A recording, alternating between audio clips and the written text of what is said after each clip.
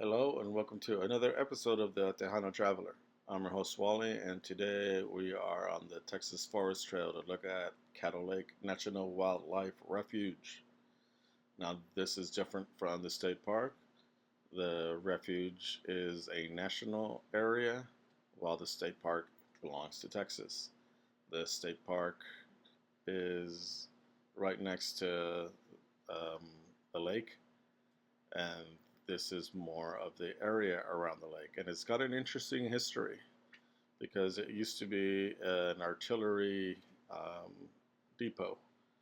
And once the Cold War ended, they shut it down. So they didn't have to have all their weapons and ballistic missiles and bullets and all of that.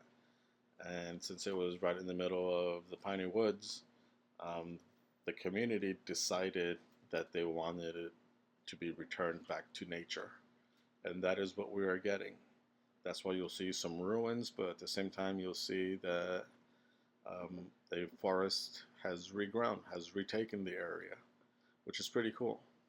There's some hiking trails, and it's all pretty flat, but it's still cool to be there. And I like seeing these logs that are being decomposed by all the fungi growing on them.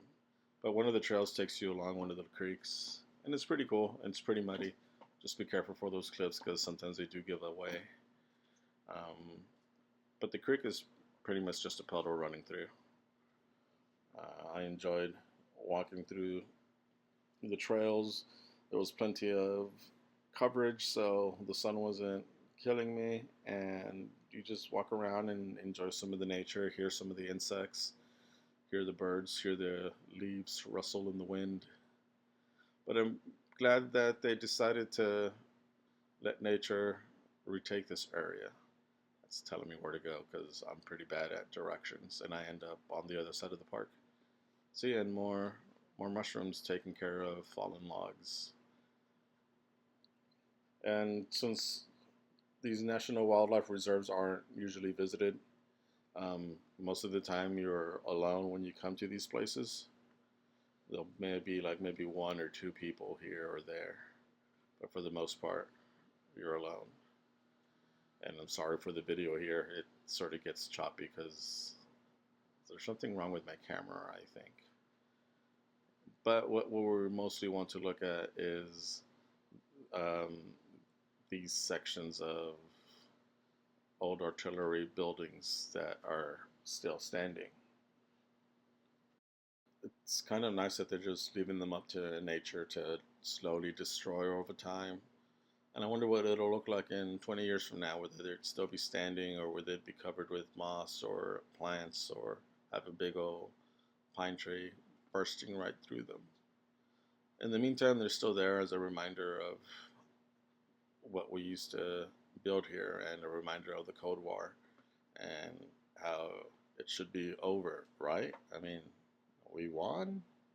Communism lost? Hopefully? I don't know. I don't want Ivan Drago all of a sudden popping out of nowhere and punching us in the face. But the rest of the park is a pretty good drive. Even if you don't have a lot of time, just drive around. You can see the trees, see the scenery. The roads are pretty well maintained, even the dirt roads. You get to eventually head to a bayou area, which is pretty cool to look at. Like I said, it was rainy on this day, but it was still nice just driving around, enjoying the views, and getting to enjoy some nature. These trees are amazing. I'm glad they've let them regrow. It's almost cathedral-like in certain places. And then there's a part of the lake where you can go fishing and all that stuff. You can go boating or kayaking. You can see some of the cypresses in the water, which is more typical of what the state park looks like. And they've got this pavilion where you can go and hang out. Like I said, look at those trails with those trees just standing straight up. It looks awesome. They also have a visitor center, but I didn't really find this until the very end. Definitely go check it out. Anyways, thanks for watching. Don't forget to like and subscribe. Bye-bye.